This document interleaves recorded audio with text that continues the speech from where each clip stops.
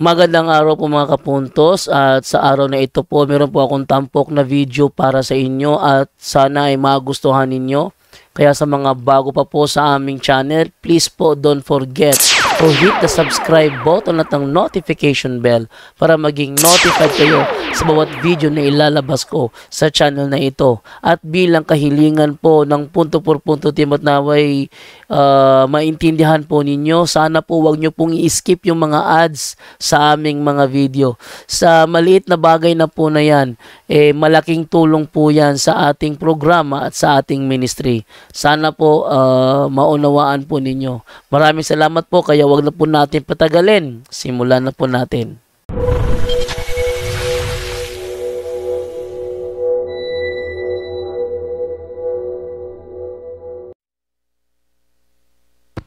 Good morning.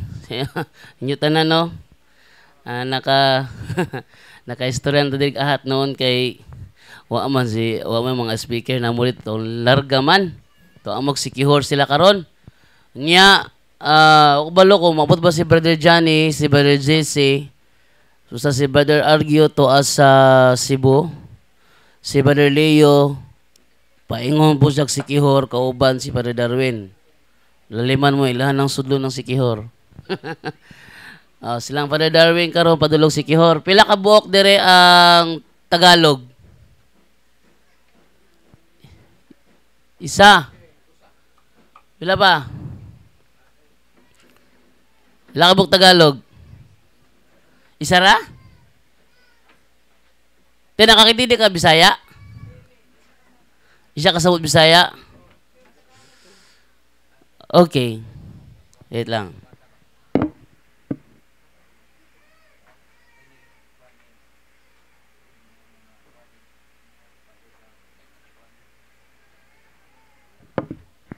Okay, dahil pure Tagalog si ate, tatagalog na lang ako rito.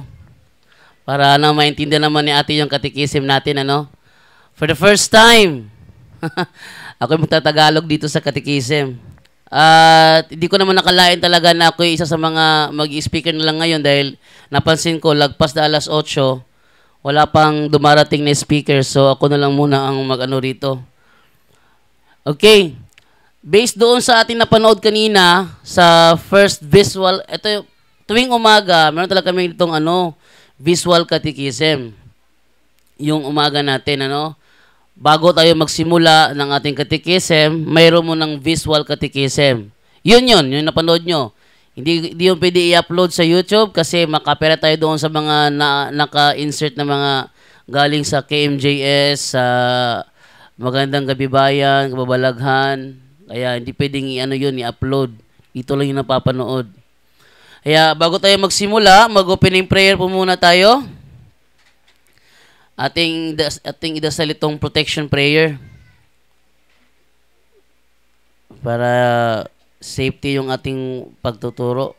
Ito yung pinakamahalagang parte. Sige po. Prayer protection tayo. In the name of the Father, and of the Son, and of the Holy Spirit. Amen. Lord Jesus, we ask you to protect our family from sickness, from all harm, and from accidents.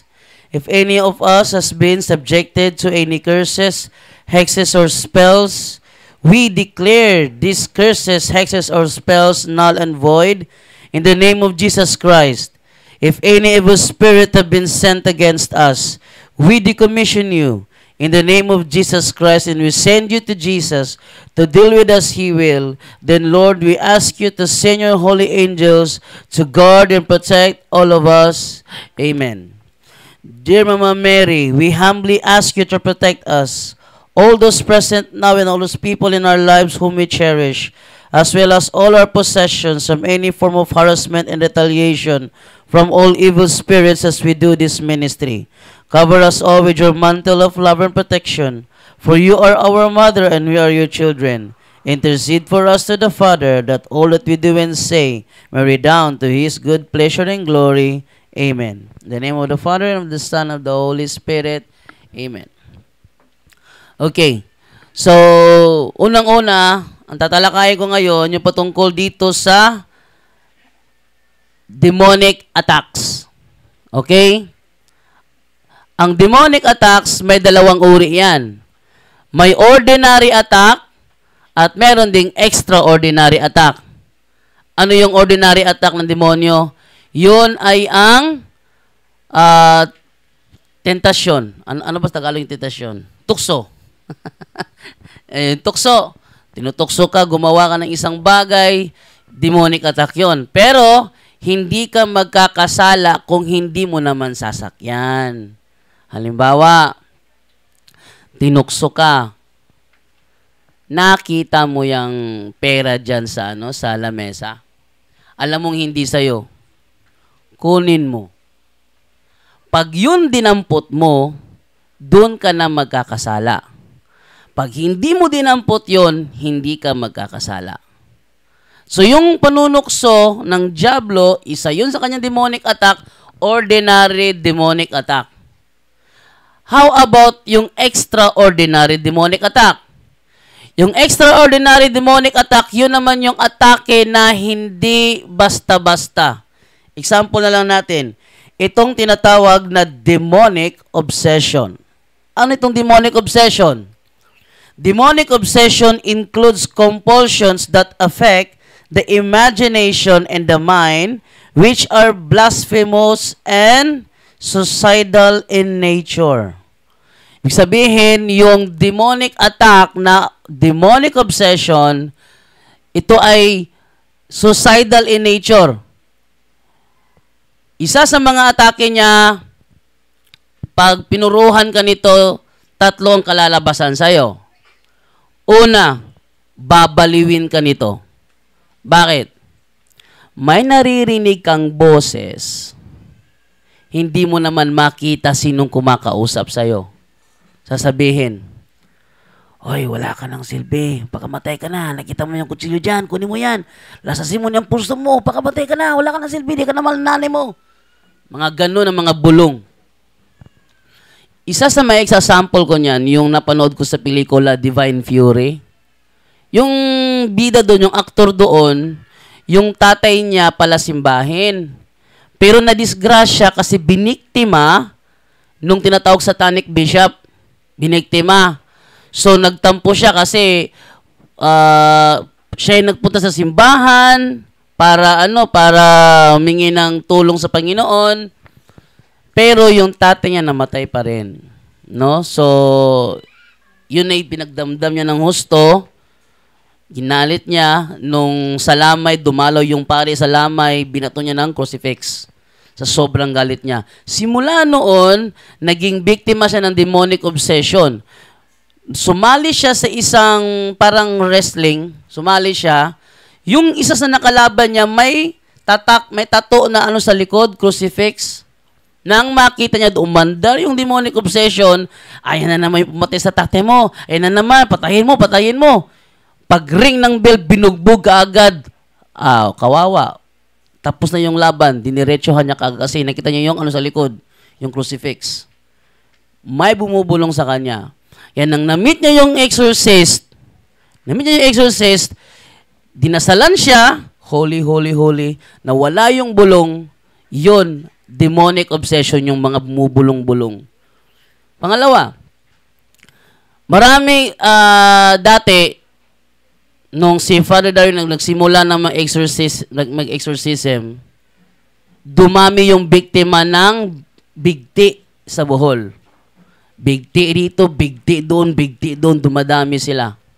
Kaya, inobserbahan ni Father Dario, inimbestigahan yung mga reasons kung bakit sila nagbibigti. Isa sa mga dahilan, may bumubulong sa kanila. Yung isang babae, kinantsaw ng asawa niya, pati ng kaibigan ng asawa niya, nagtampo, pumunta sa kwarto, kumuha ng lubid, nilagay niya sa linya yung lubid, tapos sabi niya, "Sige, tuloy nyo, bibigti ako." And syempre, yung asawa, nahilaw yung tawa. Ang problema lang, yung lubid kusang humigpit sa leeg niya, hindi nila alam kung paano siya paluagin. So, yung asawa niya at yung kaibigan ng asawa niya, nagtulong-tulong sila para tanggalin yung lubid sa leeg, hindi na matanggal. Buti na lang yung asawa nagpray ng Our Father. Eh kung walang nagdasal nun, mamamatay yung asawa di oras. Yun. Yun ang nangyari. Kaya simula noon, nang siya nakaligtas, kamuntik na siyang mamatay, sinabi sa sarili niya, hindi ko na uulitin yun na maglalaro ko ng bigti-bigtian. Yun. Yung mga ganon, suicidal in nature, tutulungan ng demonyo. Yun. Yung iba naman, open ng psychic ability, sinabihan lang, naglakad lang sa kalsada, sinabihan lang, magbigti ka na, nawala na yung kanyang ulirat. Naglakad siya, kumuha siya ng lubid, nilagay niya doon sa sanga ng mangga, pumatong siya, nilagay niya sa liig niya, nang sumigaw yung kapitbahay, hoy! Kamuntik na. Nung balik yung kanyang ulirat, kinabahan siya, nanginig yung tuhod niya, kamuntik pa siyang nabigti kasi nanginig yung tuhod niya. Buti na lang naagapan. Ang sabi niya, hindi ko alam ba't ko ginawa yun. Ang alam ko lang may nagsabi sa akin, magbigti ka na. Yun lang, tapos na. Wala na yung ulirat ko. Yun. Ang tawag doon, demonic obsession. Yung may naririnig na bulong, na negatibo na lagi. Hindi na ako mahal ni mama. Lagi ng negative tingin sarili niya, kinawaan niya sarili niya. Negative yun, palagi na lang wala na talagang matino, wala nang pag-asa sa buhay. Demonic obsession yon. Pangalawa, pag hindi mo yan naagapan, aakyat ka sa second level, yun ang demonic oppression. At yung ikatlo, pag hindi ka umangat, hindi mo naagapan pa rin yun, diretso ka na, patay. Yan ang kahihinatnan. Kasi yung bibigti, patay talaga. No? Una, babaliwin ka. Pangalawa, is either iaakyat ka sa second level na siyang demonic oppression or patay ka na kasi nagbigti ka na. Oh. Kahapon, nanood ako kahapon ng nanood ako kahapon ng anong channel yung pinanood ko kahapon? Jeepney yata yun, Jeepney TV yata yun. Meron palang Pedro Pinduco. No, yung Pedro Pinduco dati, nire-replay pala nila. Naalala ko, isa doon sa mga kalaban nilang engkanto, si Miko Palangka. Miko Palangka. Sabi ko, saan kaya itong taong ito? So, sinush ko sa Google, nasaan kaya si Miko Palangka ngayon? Natuklasan ko, patay na pala siya noong 2019. Oh. Patay na pala si Miko Palangka. Ang reason, tumalon sa building dahil sa kanyang love life. Patay na. Hindi naman yung pareho doon sa sa kapatid ni Danica na talagang nalaglag, nahulog. Eh si Miko talagang tumalon. Demonic obsession naman yon. So yan ha. Una, babaliwin ka. May kinakausap ka, wala ka namang kausap. Demonic obsession yan. Pangalawa, iaakit ka sa second level na demonic oppression or papatayin ka na. Yun. Pangalawa, na extraordinary demonic attack, itong tinatawag na demonic oppression. Isa pala sa mga paraan pala ng demonic obsession pala yung yung habitual sin. Alam niyo yung habitual sin? Yun yung mga kasalanang gustong-gusto nating gawin. Sa mga lalaki, alam nyo na yun. Sa babae, alam nyo na rin yun. Oh. Kala nyo, lalaki lang. Meron din babae, no? Tapos, demonic oppression na naman tayo. Ano ang demonic oppression? Oppression includes burdens or afflictions that torment from the outside and which are wide-ranging and diverse in nature. Yung demonic oppression, attack from the outside. Yung demonic obsession, attack from the inside. Bakit inside? Utak mo ang puntirya. Babaliwin ka, sisirain yung utak mo. Yon. Yung hallucination, isa na yon. Pag addict ka, tama ka, saan ka ba't ka tumatakbo? Hinahabol ako. Sino makakahabol sa'yo? Nandun. Wala kang may turo. Isa yon. Demonic oppression naman, attack from the outside. Ano yung attack from the outside? Isa na dyan.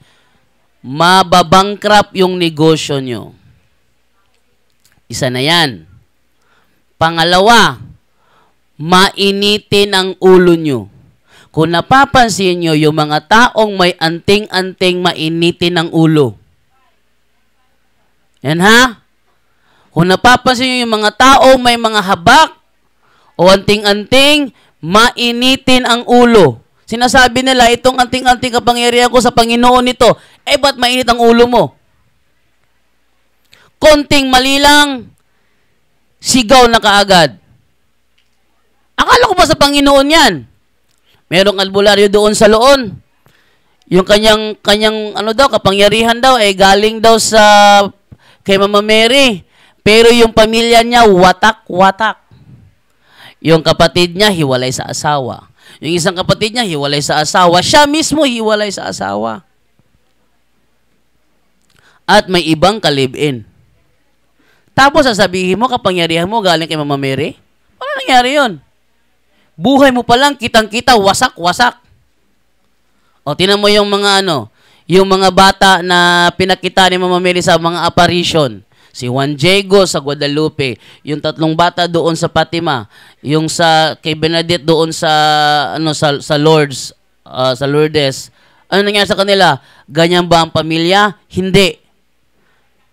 Protektado ang pamilya nila.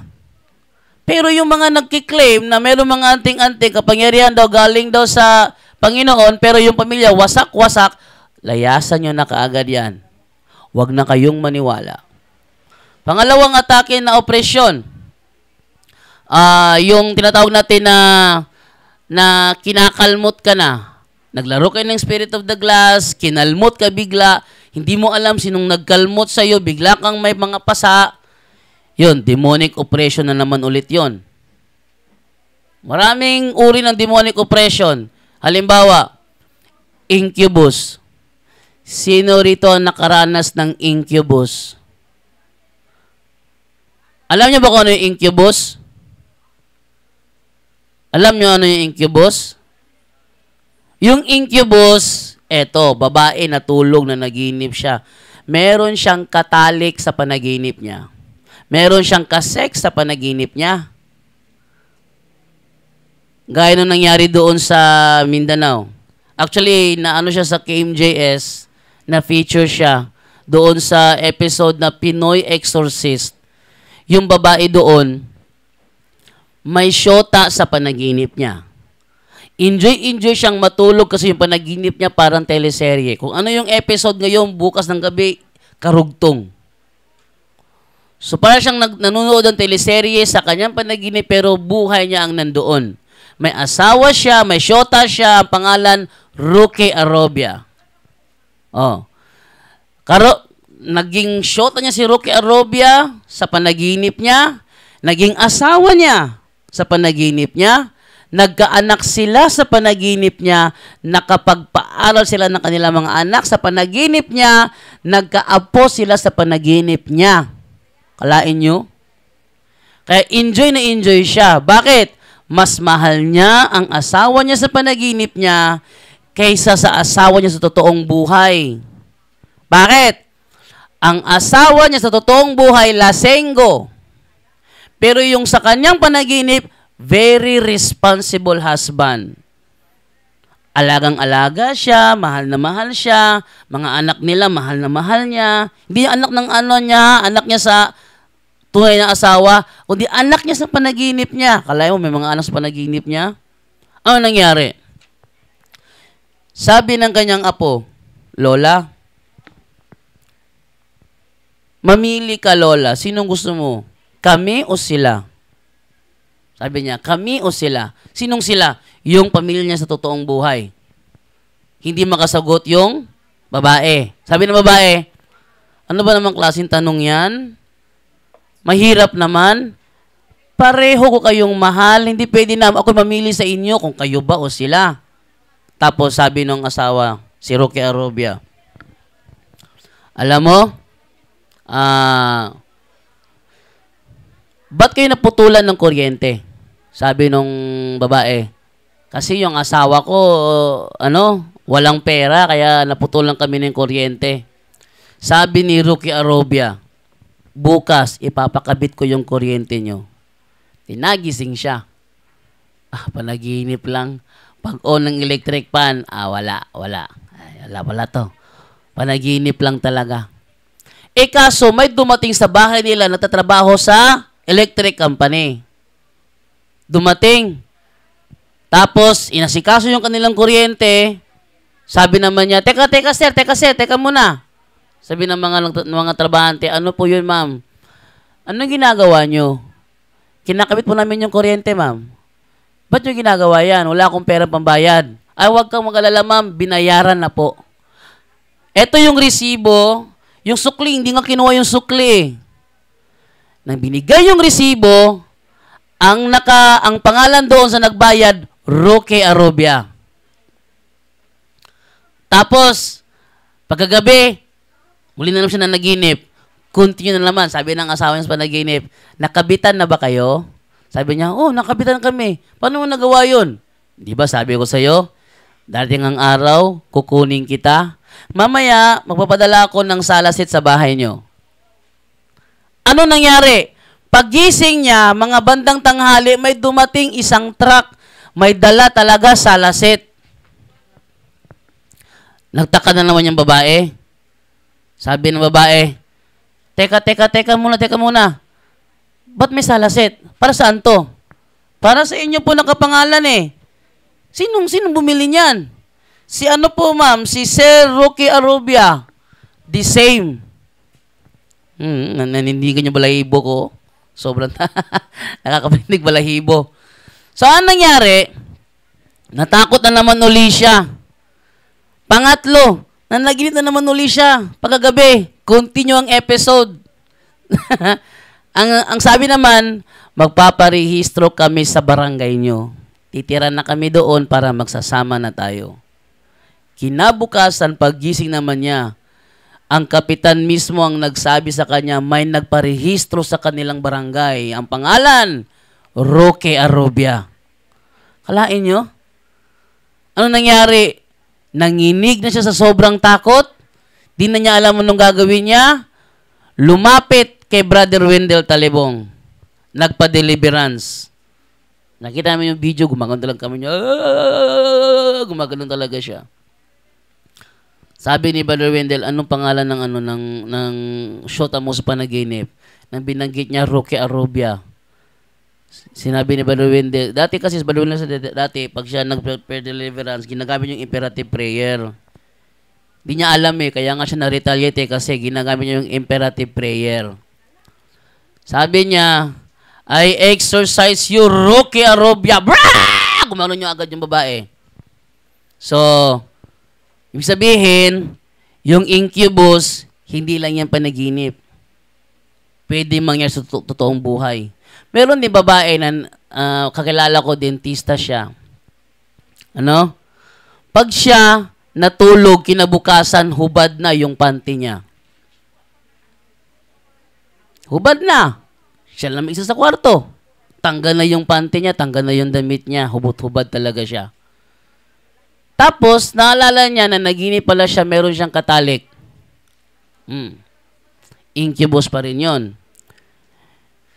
Yung succubus naman, yun naman yung lalaki na nanaginip ng magandang babae. Alam niyo naman, lalaki, pag yan hinamon, hindi talaga tatanggi yan, lalo't maganda yung nakikita. So, ang nangyari, nakikipagtalik ang lalaki. Pero based sa search ko sa Google, ano yung nangyayari sa biktima na patuloy na nag-i-enjoy sa incubus at succubus?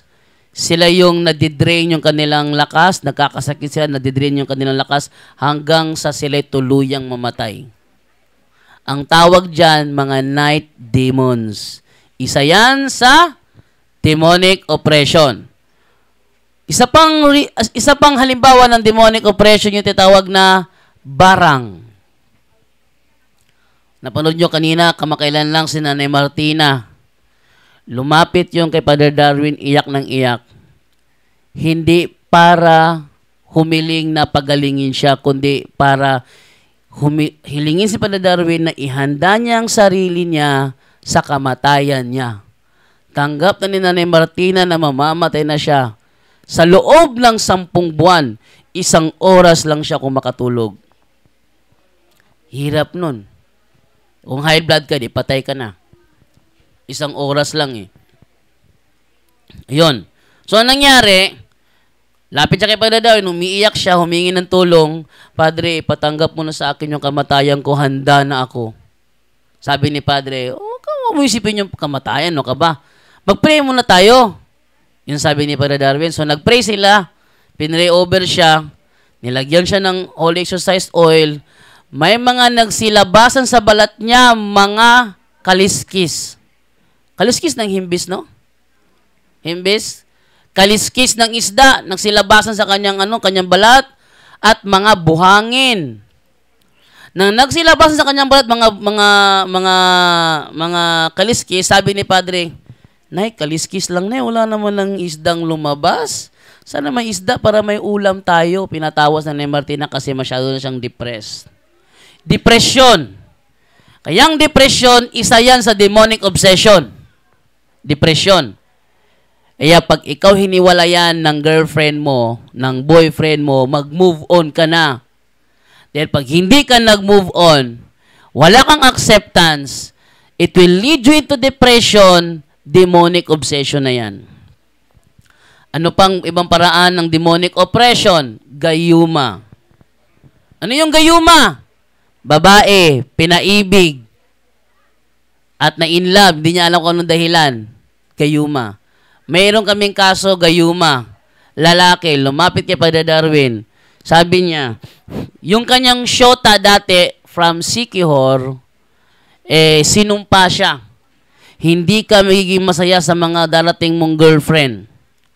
Kaya, pagka siya ay nasa ibang bansa, pagkagabi, sobra siya nangihina, bagsak yung buong katawan niya. Pag nag-ring yung cellphone niya, sinagot niya, boses nung babae, nare-recharge yung buong katawan niya. Umabalik ang buong lakas niya. Sabi niya, Padre, hindi ko alam kung anong gagawin ko. So, anong ginawa niya? Nirecord niya yung kasi may asawa na siya eh. Yung girlfriend niya, yung ex niya, tawag pa rin ang tawag tuwing 6:00 ng gabi para lang magbalik yung kanyang energy kasi pagdating ng 4:00, drain na yan. Hina na siya 4:00, hina na, di na niya makabangon sa higaan. Kaya pag 6:00, tatawag na kaagad para marinig niya, nakakabangon na siya, nare-recharge yung katawan niya. Kaya, nirecord niya para hindi na muling tumawag. Nirecord niya yung boses, nag-change siya ng SIM card.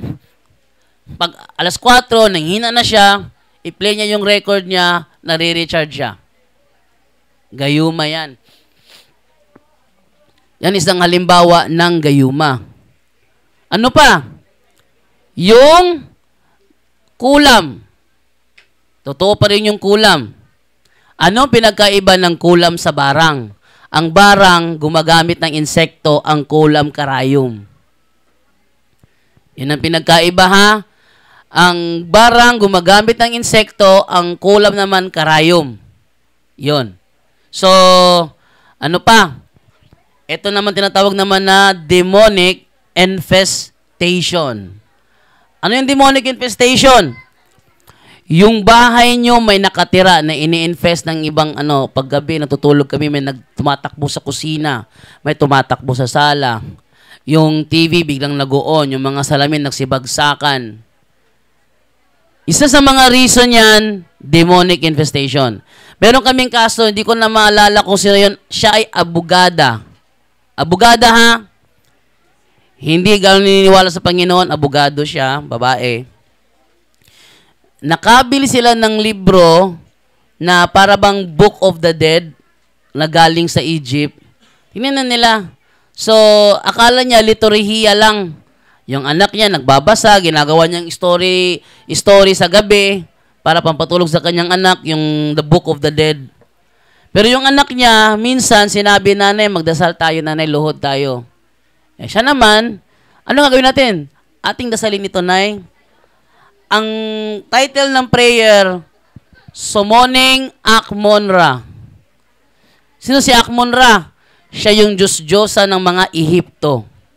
Pag sinabing Diyos-Diyosan, kinikilalang Diyos, hindi naman Diyos. Yan ay mga fallen angel na nagpapakita dati sa mga tao, napapakilala sila yung Diyos, napaniwala ka naman na yan ay Diyos. Halimbawa, si Thor. Si Thor. Sa Norse mythology, si Thor ay the God of Thunder. Na ngayon, inihalo sa Avengers, kaya kasama niya ng Captain America. Pero totoo talaga na mayroong talagang Thor. Kaya meron tayong Thursday. Yung Thursday natin, yan yung day of Thor. Yung Wednesday natin, yan yung day of Odin. Sino si Odin? Tatay ni Thor. Napanood nyo yung pelikulang Avengers? Yung Wednesday natin, para yan kay Odin. Yung Thursday natin, para yan kay Thor. Yun ang paniniwala ng mga sinaunang tao dati. Kasi may mga fallen angel nagpapasamba bilang Diyos, nagpapakita, ako si Thor, ako si Zeus, ako si kung sino pa napapakilala nila. Kaya mga tao, naniniwala mga tao na sila yung mga Diyos. Sino ang God of the Sea? Nakalimutan ko ng pangalan nun. Hindi si Aquaman. Nakalimutan ko pangalan ng God of the Sea, no? Poseidon, si Poseidon yung God of the Sea. Kasi may mga fallen angel talaga kahit saan. Sila yung napapakita dati sa mga sinaunang tao, napapakilala sila yung Diyos. Ngayon, nasa libro noon, Prayer to Summon Akmonra. Dinasal nila. Ano nangyari? Simula noon, may kumakalampag na sa bahay nila, yung mga salamin nagbabagsakan, yung nanay nakakita na ng nanay ng demonyo, yung anak niya pag natutulog, hinihila yung paa na nalalaglag sa kama, yung asawa niya pag nagro-rosary, biglang dinadakmal yung bayag. So, di na niya tumawag sa amin, humingi ng tulong, nasa Maynila, hindi naman anong gagawin namin. Sabi namin, lapit kayo sa mga exorcist dyan sa Archdiocese of Manila. Kaso, pag sila nagpupunta, sirado. Isa yan sa mga demonic oppression. Pupunta ka sa Office of Exorcism para magpa-deliverance. Yung mismong tricycle driver, ayaw ka pasakayin, ano-anong dahilan, isa yan sa mga demonic oppression. Halimbawa, sakay po kami, saan kayo? Doon kayo pada Darwin.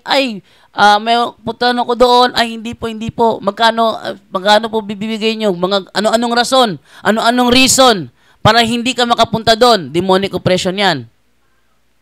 Ngayon, pag siya pumunta sa Office of Exorcism sa Maynila, sirado. Pati bishop naman, puntahan niya. Sabi ko, ate, all bishops are exorcists. Sino bishop sa inyo? Puntahan niyo po. Pag siya pumunta sa bishop, sirado na naman ulit.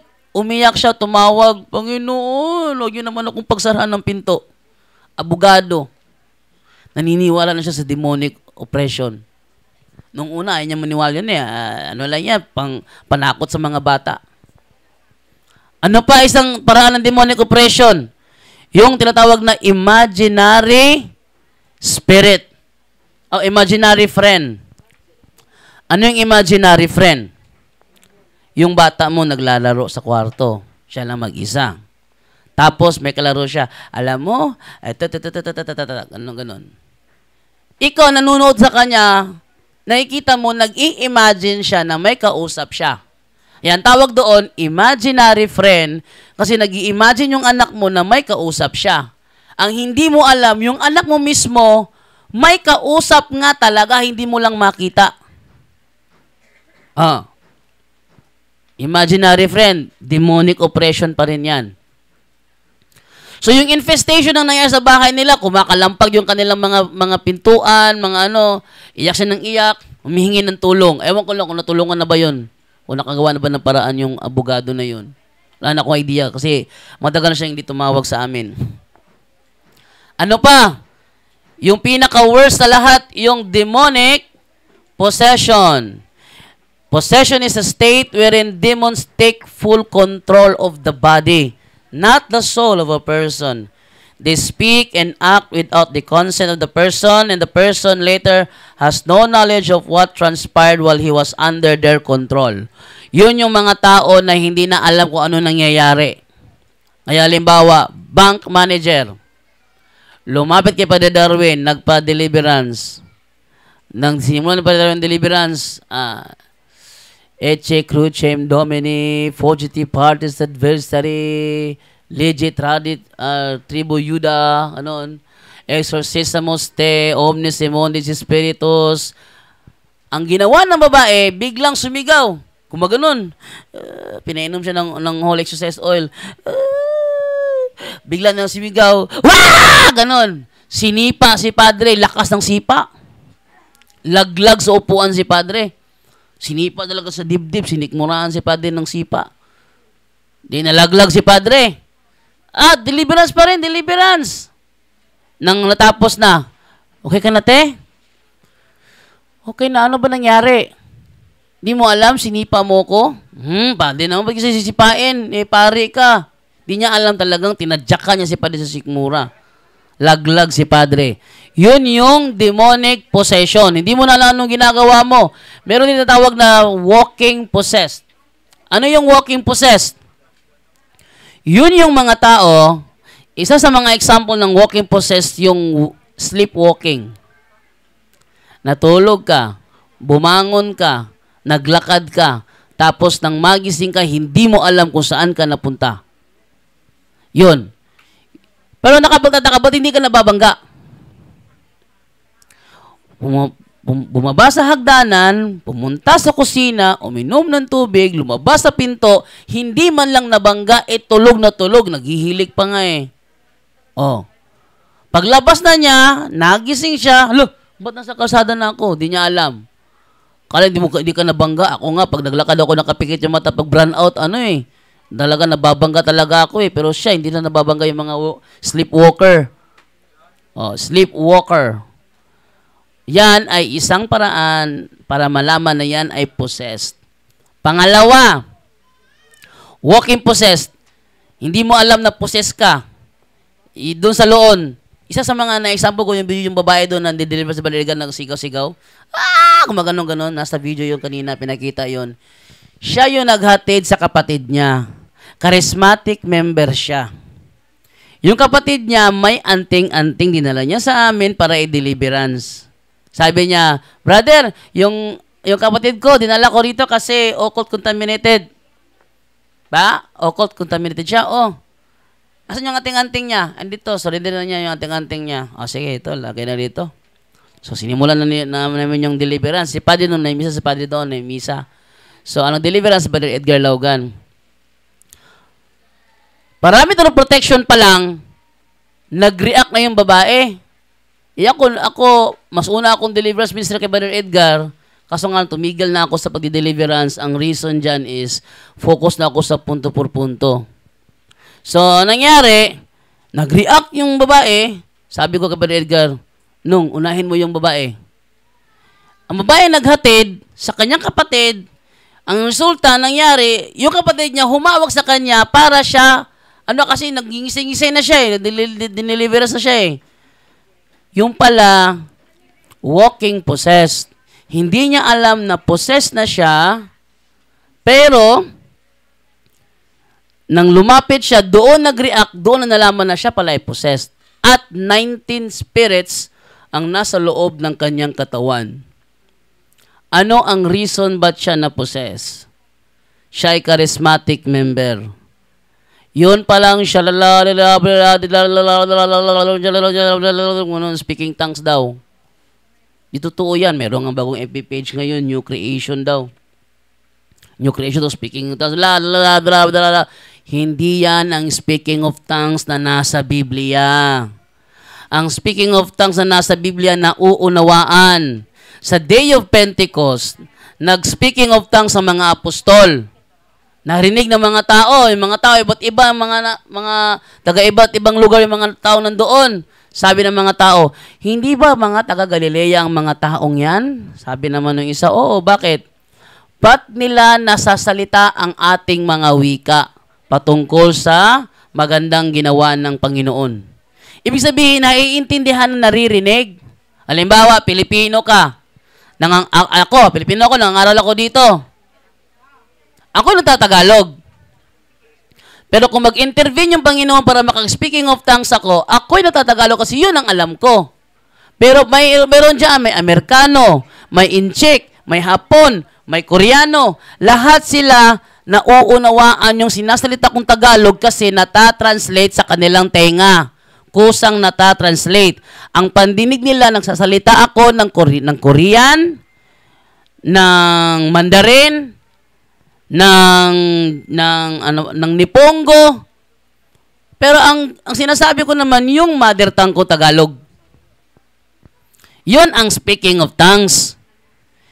Hindi mo pinag-aralan yung kanilang wika, hindi ka nag-aral doon, hindi ka nag-search doon, kasi hindi mo alam yung kanilang wika, pero nang magsalita ka, nag-intervene ng Holy Spirit, narinig nila yung kanilang wika, sinasalita mo, hindi mo naman sinasabi yung kanilang wika, yun ang speaking of tongues. Pero yung nasa ano nga, shalala, ganon,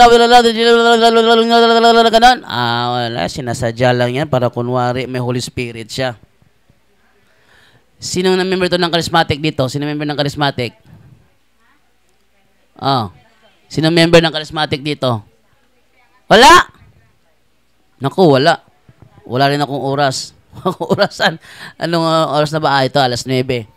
Okay. So, pag kayo member ng charismatic, huwag kayong kasi wala talaga yun. Ano lang yun, pakunwari lang yun. Pakunwari. Whether aminin nyo man o hindi, pakunwari yun. Once nasimulan mo na, napapansin mo na hindi mo na mapigil, yung ginagawa mo, ibig sabihin, dahan-dahan ka na napoposes. Kasi hindi yan ang tunay na speaking of tongues. Ang tunay na speaking of tongues, naiintindihan ng mga nakikinig ang iyong sinasabi. Ba't ka mag-speaking of tongues, puro tayo mga Bisaya rito? Wow. Ba't ako nagtatagalog? Kasi may Tagalog. Pero sa tinuod, Bisaya, jugong dako. Taga-Osamis man ko. Yung Tagalog lang ko, kaya doon na namin nga Tagalog, di na makasabot o Binisaya ko. Yung nana ang speaking of tongues. Ganyan ang speaking of tongues. Pag nagtagalog ka, inchik nagikinig sa'yo, naiintindihan ka niya sa wika niya na sinasalita mo, hindi mo naman sinasabi. Yun ang speaking of tongues. Nag-e-intervene ang Holy Spirit para maintindihan niya. Hindi mo alam yung kanyang wika, paano niya maintindihan? So, para maintindihan niya, nag-i-intervene ang Holy Spirit para maintindihan niya. Yun ang speaking of tongues. Pero kung ikaw mismo, sinasadya mo na nga shalala para pakita sa mga tao na meron ka ng Holy Spirit, mali yun. Yun totoo. Ano pa? Tandaan nyo ha, yun ang mga demonic at extraordinary attack ha. Obsession, oppression, possession, at infestation. Isa na sa halimbawa ng infestation, yung haunted house. Yung anting-anting, infested yan. Yung mga occult object, infested yan. Yung mga lucky charm, infested yan. Yung satanic rosary, infested yan. Yung sa tindahan nyo, yung may pusa na gumaganon-ganon, infested yan. Yung mga dragon, yung mga kabayo na mga picture, infested pa rin yan. Santo Niño na green, infested pa rin yan. Santo Niño na palaboy, infested pa rin yan. Dami. Meron nga doon sa Facebook puting Santo Niño, gumaganon-ganon. Pag hinawakan, gumaganon-ganon, infested yon. Kalain, hindi alam ng mga tao yon. Yung isang lalaki nakahawak sa paanan ng Santo Niño, hindi man lang binibitaw, gumaganon-ganon Santo Niño, gumaganon-ganon. Tapos ayaw niya bitawan, nagganon siya sa kamay niya. Di niyo napansin yon? Yun ang taga-orasyon. Niloloko na yung mga tao, nagpapaloko naman. Divine. Tubig. Inom na tubig. Ito yung alarm clock ko sa punto por punto, si Divine. Ngayon, niloloko na yung mga tao. Ang mga tao naman nagpapaloko. Meron bang iba? Pakunwari, sa isang religious group, pinapasukan siya ni Santo Niño. Ay, huwag kayo maniwala doon. Niloloko lang kayo nun. Bakit? Sabi niya, eto na, pinapasukan na siya. Tingnan nyo, may isa yan. Pag gumanon, "Hi mga anak, ako ito, si Santo Niño." Lelang mo, huwag ka maniwala doon. Bakit? Yung Santo Niño, si Kristo yun nung bata pa. Kaya nga sa Lucas 1:35, sa Bibliang Spanish, ang sinasabi doon, Aseque al Santo Niño cueva a nacer, lo llamaran Hijo de Dios. Ano daw? Aseque al Santo Niño cueva a nacer, lo llamaran Hijo de Dios. Sino yon? At ang banal na bata ay tatawagin mong anak ng Diyos. Sino yon? Si Kristo. Si Kristo umakyat sa langit 33 anyos, 33 years old. Hindi na siya yung bata. Nasasabihin mo, ako si Santo Niño. Kayo'y mag-aliw sa harapan ko. Yun ang mga tao naman. Yung iba naman to na Come, Holy Spirit. Isa naman, nakaharap sa Santo Niño puti. Nakikipaglaro na ba naman yan? Tinuturing na bata. Tapos gumagano sa Santo Niño. Sa aming pagganyan, binabasag yan. Kaya mga sinusurrender nyo dito, huwag kayong mag-aalala. Hindi yan i-recycle. Ang gagawin dyan, i-deform yan ng aming mga kasamahan, i-break nila yung seals and consecration, babasagin doon. Saka pa itapon. Minsan may nagbigay dito, isa sa mga occult object niya, gawa talaga sa ginto. Nyo ha? Gawa sa ginto. Anong ginawa? Talagang sinira, binakbak. Kaso, matibay yung ginto. Matibay yung ginto. Anong ginawa? Tinunaw, diniform talaga siya, diniform. Saka tinapon. Wala kami pakialam kung ginto yun. Wala kami pakialam kung ginto. Talagang tinapon siya. Nilagay doon sa sako, kinarga doon sa basurero, dinala ng basurero, di na alam kung saan na itapon yun. Yan ha.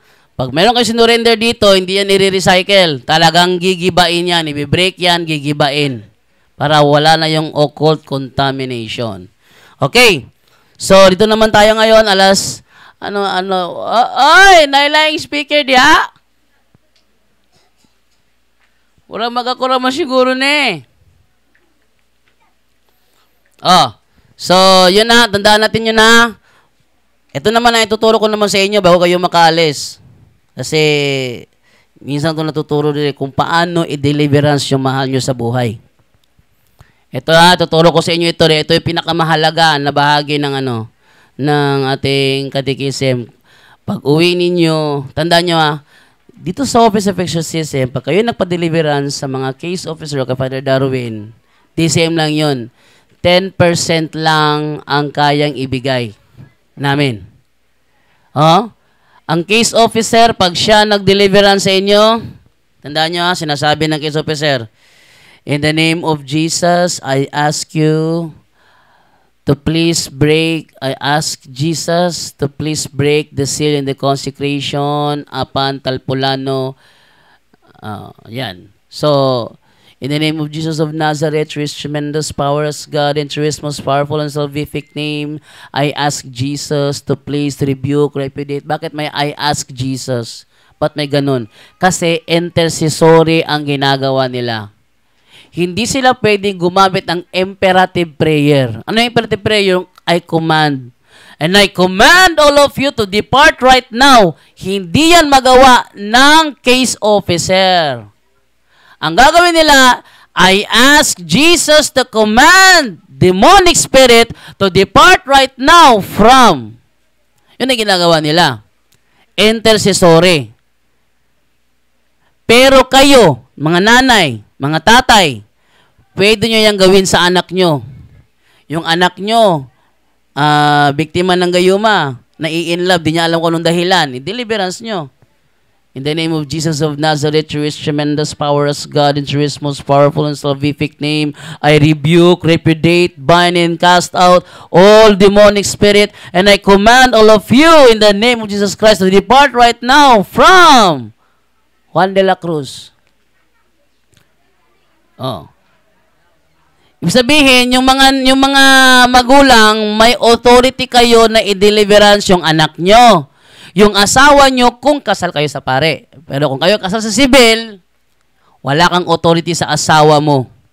sa mata ng mga tao, may authority ka sa asawa mo, pero sa mata ng Panginoon, mga public sinners pa rin kayo. Yan ha. Kaya ang gagawin, i-deliverance nyo yung anak nyo, yung asawa nyo, pamilya nyo.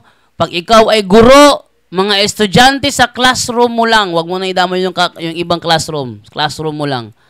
Under sa authority mo. Kung principal ka, lahat ng nasasakupan ng paaralan, pwede mong i-deliverance. Teacher, o yung mga estudyante sa loob ng, ng paaralan. Ay, Father LL. Father LL. So, may buntag sa inyong tanan. Dagan-dagan mo ron, no? So, kinapaspasan ni nato kay kanang dugay po to, unya po to, uban palit sa maabot.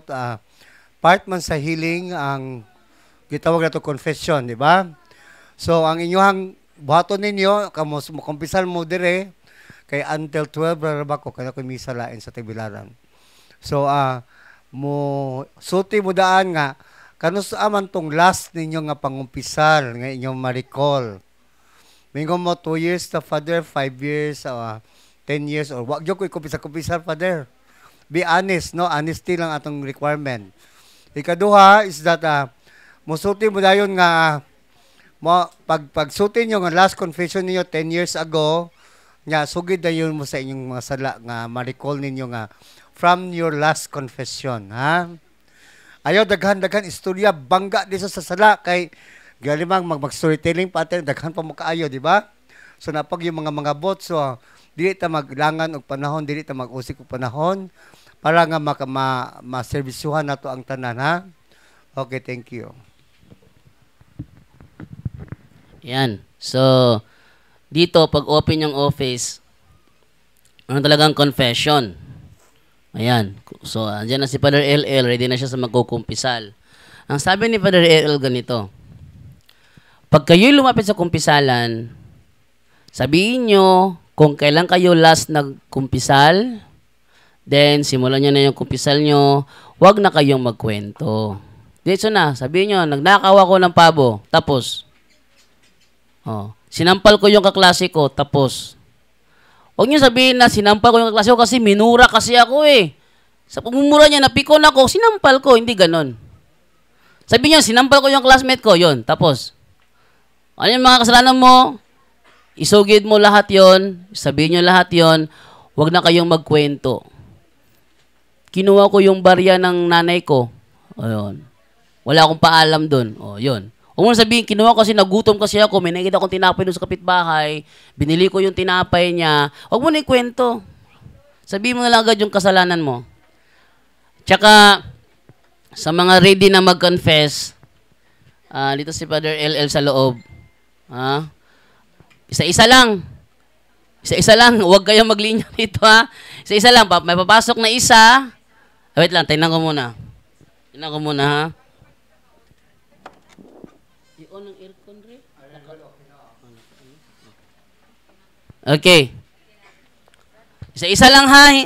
Paglabas ng isa, papasok yung papalit. Huwag kayong luminya rito dahil mapupuno tayo rito.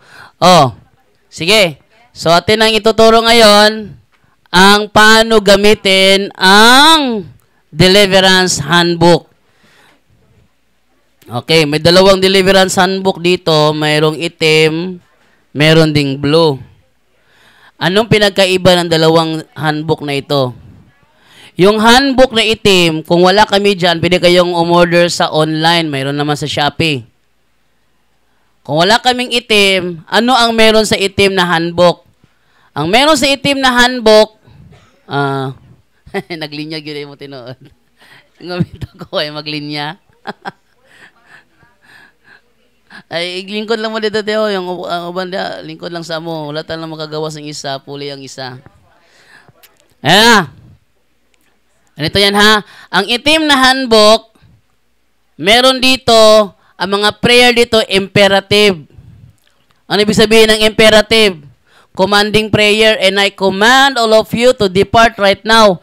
Pwede mo siyang gamitin sa loob lang ng nasasakupan mo. Kung tatay ka, sa mga anak mo lang, sa maid nyo sa bahay, under sa authority nyo. Huwag sa kapitbahay. Huwag sa kabilang classroom. Hindi pwede yon. Ito naman, pwede mong gamitin kahit kanino. Yan ha. Itong handbook na ito, pwede mong gamitin kahit kanino. Alamin mo lang kung ano yung mga prayer na nandito para malaman mo kung kailan siya gagamitin. Pwede mo siyang gamitin kahit kanino. Sa kapitbahay nyo, sa kaibigan mo. In case of emergency, walang exorcist, pwede mo siyang gamitin. Halimbawa, sa classroom nyo na wala si teacher, biglang sinapian yung classmate mo, nandoon ka, may handbook ka nito, gamitin mo sa classmate mo. Ayan. Ito ha, itong handbook nito ha, para to sa lahat. Ito naman, sa under lang sa authority mo. Ano pa ang meron dito na wala rito sa kabila? Yung blessing of sacramentals. Pag kayo nakauwi na sa inyo, meron kayong kaibigang pare, para makapag-bless kayo ng holy and exercise sa sacramentals, kailangan nyo meron kayong ganito. Bakit? Padre, siguraduhin nyo yung kaibigan nyo, pare ha. Yung pare na anuhin nyo, requestan nyo is kaibigan nyo para hindi kayo mahiyang mag-request. Padre, magkaibigan naman tayo. Pwede bang gamitin itong handbook na ito para sa pag-bless ng sacramentals ko? Pag pumayag siya na gamitin ito sa pag-bless ng mga religious items nyo, magiging holy and exorcised yan. Yung oil, yung pure olive oil. Pure olive oil ha. Hindi coconut oil, hindi BB oil, hindi cooking oil. Dapat pure olive oil. Pag yan na-bless niya, gamit ang handbook na ito, magiging holy and exorcised oil yan. Pero kung yung pare, hindi mo naman gaano kaibigan, nagpa-bless ka, sabihin lang, lagyan lang dyan, tapos I bless. Mangyari dyan, holy oil lang yan. Holy oil. Pwede pang blessing, pero hindi siya pwede pang exorcise. Para magamit siya sa exorcism, kailangan ito na handbook. Dahil nandito yung ritual para maging exorcism yung oil, yung water, yung asin, yung crucifix. Yung crucifix na gagamitin dito, Benedictine crucifix. Alam niyo ba yung Benedictine crucifix? Yung crucifix na may Benedictine medal sa gitna. Di sa likod ang ulo ni Cristo may Benedictine medal. Yon ang Benedictine crucifix. Yan ang ginagamit. Sabi ni Brother Wendell Talibong, kapag ang crucifix mo ay tinatawag na Benedictine crucifix, maliit man yan o malaki, pareho pa rin yan. Kailangang ritualan ng ritual sa exorcism.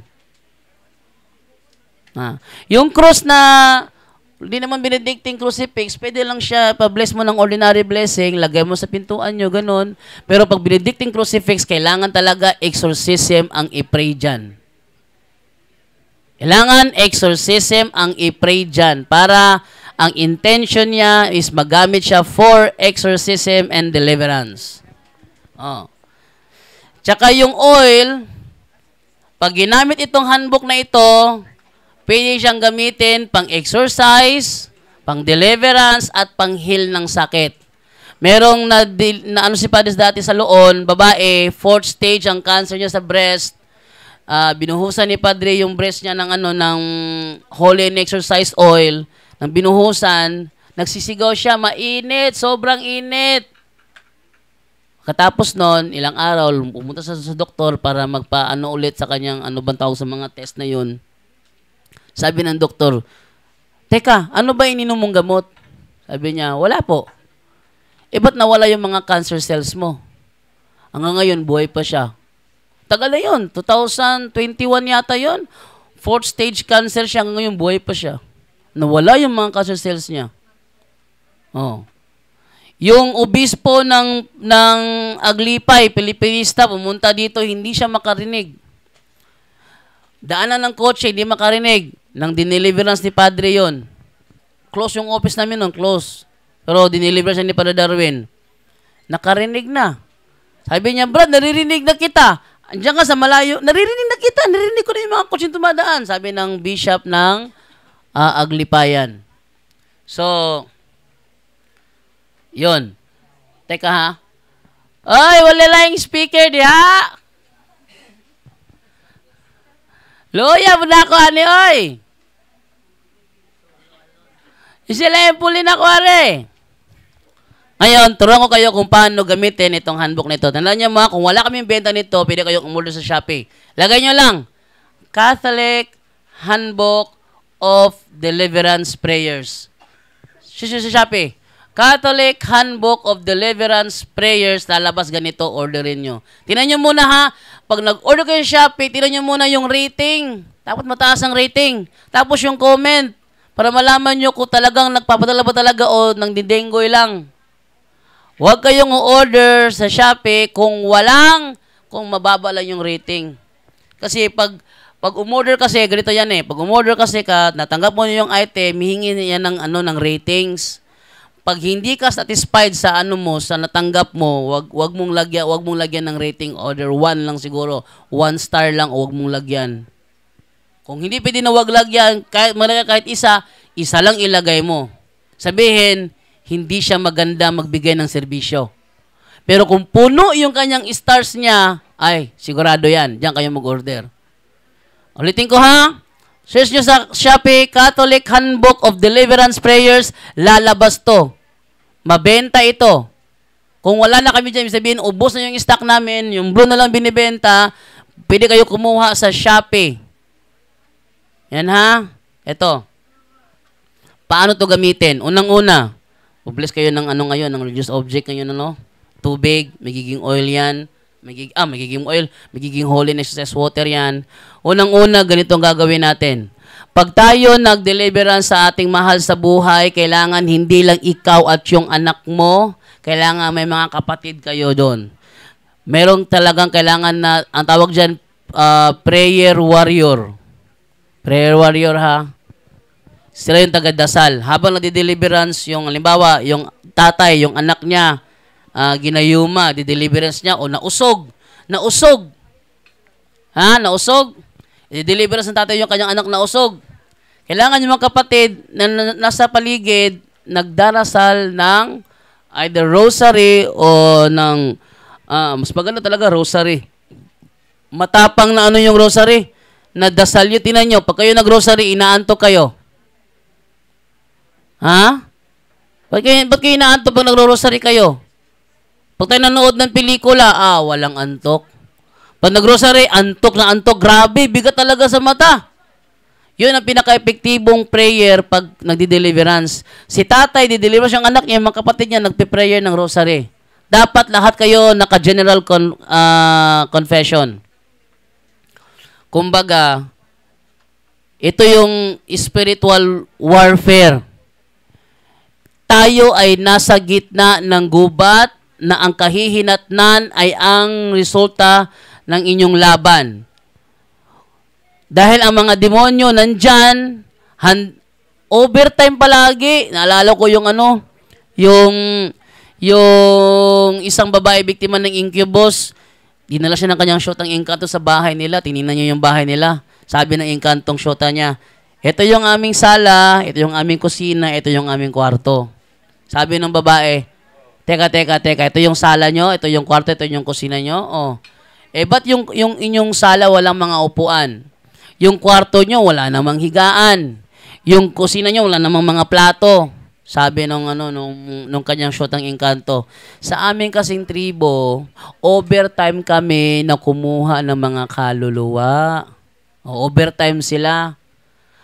Wala kaming oras para matulog, wala kaming oras para maupo, wala kaming oras para kumain, overtime kami kakakuha ng mga kaluluwa. Kung sila overtime, tapos tayo relax lang, pag tuwing misa, inaantok na, rosary, inaantok na, sila very overtime sila. Tingnan nyo ha, pag kayo'y inantok, pinaaantok nila kayo. Ibig sabihin, pag tayo nag-rosary, nagtatrabaho sila. Ang ginagawa nila, paantukin ka, ikaw naman, nagpapaantok ka naman, hanggang natulog na. Sabi nung nanay, halika, rosary tayo. Kayo, mga anak, dito tayo. Mag-rosary tayo. Tatay, halika dito. Nag-rosary na. Unang misteryo. Ikalawang misteryo, bagsak na yung rosary ng isa, bagsak na. Huy! Gising! Ginising na naman. Sana nga ba tayo, misteryo? Sabi ng isa, nasa una pa tayo. Nung una, katlo na to. Tagal mo natulog . Ayun, sige, tuloy. Rosary na. Rosary. Sana ba tayo? Ikatlo? Para masiguro. Balik sa una. Unang misteryo. Ayun, balik sa unang misteryo. Pagka ikalawang misteryo, bagsak ng rosary nung nag-leader. Nakatulog na yung nag-leader. Sabi naman nung nag-leader, teka. Sana ba tayo? Ikatlo yata. O hindi, kaapat na. Hindi, pangalawa pa. Ay, nako. Bukas na lang natin ito ituloy. Ayun, nawala yung kanilang pagro-rosary. Bakit? Ugali talaga ng demonyo na palimutin ka na mamamatay ka. Ugali nila yan. Isa sa mga ataking demonyo, ayaw nila na, na isipin mo na nandyan sila. Yung mga taong hindi naniniwala sa mga demonyo, sila yung mga taong nasa kamay na ng demonyo. Pag ayaw maniwala sa demonyo, nasa kamay ka na talaga ng demonyo. Isa yan sa kanilang paraan, kanilang paraan para maatake kanila. Bakit ba ang demonyo ganyan umatake? Ganito yan. Isang kwento ng pare na napakinggan ko, Si kamatayan dumalaw kay Juan. Alam niyo yung kwentong yan? Ay, mapasa ng Korinti niya. Si kamatayan dumalaw kay Juan. Sabi niya, si Juan naman nagkakarpentero. Sabi niya kay Juan, magandang umaga sa'yo. Alam mo, ngayong araw na to, mamamatay ka na. Sabi naman ni Juan, ha? Ay, hindi pwede yun. Bago tayo mag-usap niyan, upo ka muna, timpla kita ng kape. Yan. Timpla mo yan ng kape. Relax ka muna. So, yung kape, nilagay niya ng sleeping pills. Pinom niya kay kamatayan. So, si kamatayan, uminom ng kape na may sleeping pills, nakatulog. Ang sarap ng tulog ni kamatayan. Ito naman si Juan na medyo, clever din. Tingnan niya yung listahan, talaga nauuna yung kanyang pangalan. Anong ginawa niya? Binura niya yung pangalan niya, nilipat niya sa pinakababa. So, hindi na siya nauuna. So, anong nangyari? Nagising na si tuloy siya sa kanyang pagkakarpentero.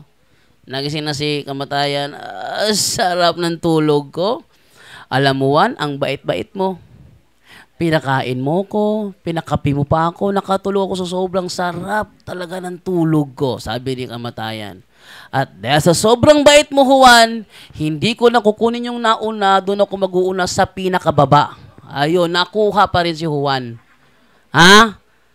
Yan, isa yan sa mga paraan. Kaya para alerto tayo, kailangan yung sinasabi ng mga Boy Scout, Girl Scout, always prepared, yun ang gawin natin. No? Ito na paggamit ng handbook. Ang una, pag na-deliver sa inyong water nyo, pag kayo nagsimula na, kailangan mag-cares muna kayo. Kasi spiritual battle ito, kailangan prepared tayo. General confession, mag-cares muna. Ano yung cares? Confession, adoration, rosary, Eucharist, sacramentals. Ibig sabihin, kailangan nyo mag-confession. Pinakababa siguro once a month. Pero sa amin ito, once a week. O minsan wala talaga, hindi talaga kaya once a week, once a month. No?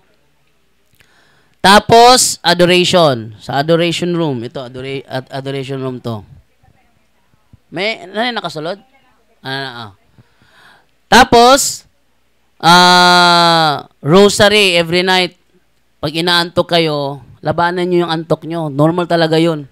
Kasi talagang aantokin kayo ng demonyo. Yan ang paraan niya para ma-distract kayo sa prayer nyo. Magiging mere lips na lang siya.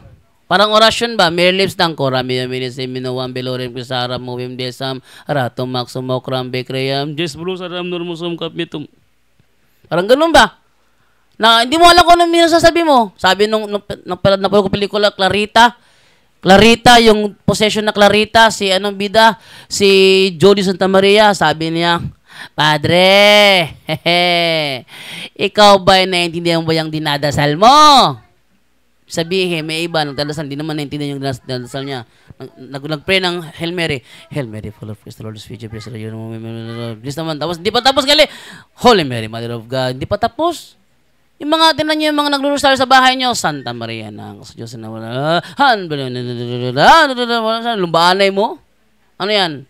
Racing? Hindi yung ganon. Kaya pag kayo may namatay na kamag-anak, siguraduhin nyo, ang kukunin yung ano ba yung tagasabat ng prayer? Hindi yung mga marites, ha? Kasi yung mga marites, makasalanan, yung mga prayer niya hindi dinidinig.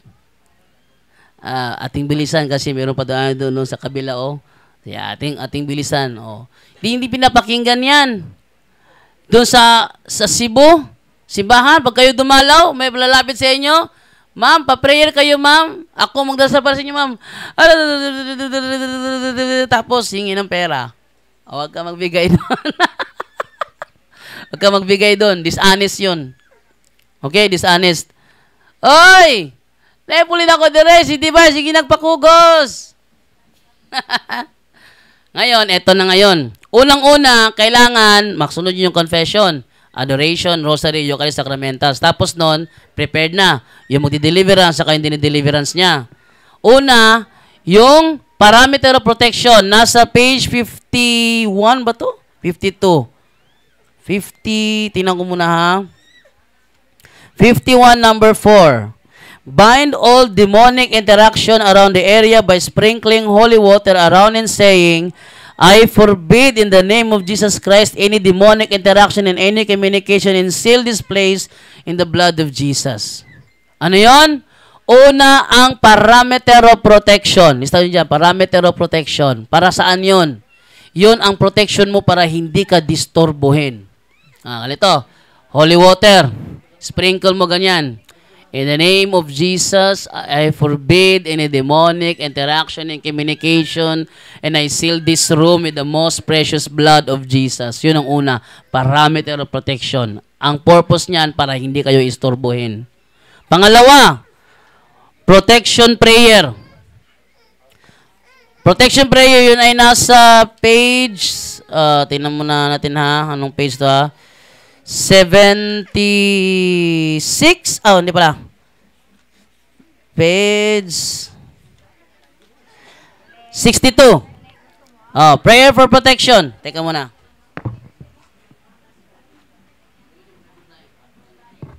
Prayer for protection. Sabi dito, Lord, at yung ating dasal kanina, ito yung opening prayer, ito yon, prayer for protection. This prayer is recommended to be prayed daily for protection against the fallen angels and their human followers. So ito siya, idasal nyo ito pagising sa umaga at bago kayo mag-deliverance. Protection prayer sa pamilya mo. Pag sabi dito, Lord Jesus, I ask you to protect my family mentioned by name. Yung mentioned by name, sa isip mo lang yan. Huwag mo nang banggitin yung pangalan. Halimbawa, Aida Lorna Fe. Wala na apelyido. Isip mo lang yan. Yun. Huwag mo nang banggitin yung pangalan. Next, prayer for protection before deliverance session. Sabi dito, never forget to pray this prayer since the fallen angel will not simply remain passive when under attack. Sabihin, pag nagdi-deliverance ka, under attack sila. So, ang gagawin nila, mag-prepare din sila kasi gera to eh. Spiritual battle to eh. So, i-ano ka rin nila, i-distract ka rin nila, they will search for any opening to put up obstacles as well as retaliate. So, hanapan ka ng butas niyan. Wala ka bang kumpisal? Lagot ka. Yung nagawang kasalanan, ibubulgar nila yon.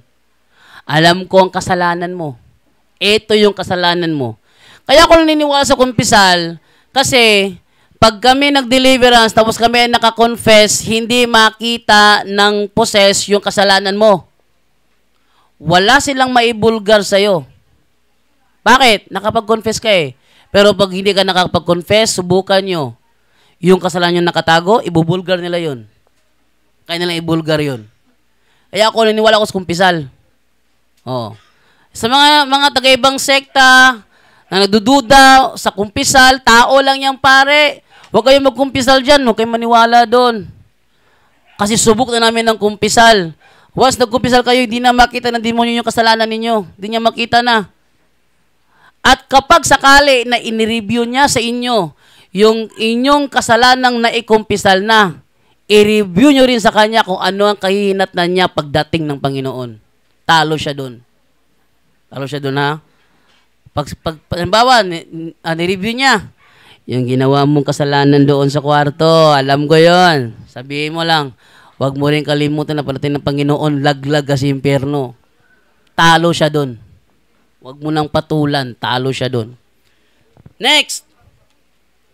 Tapos ng prayer for protection, ito naman tayo sa page 76.